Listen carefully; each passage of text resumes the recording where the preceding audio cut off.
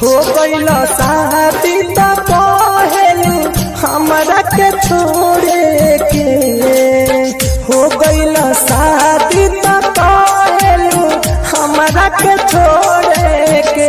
भगवान का हक दिल खाली तहनी के दिल तोड़े के, भगवान का हक दिल खाली तहनी के दिल तोड़े के।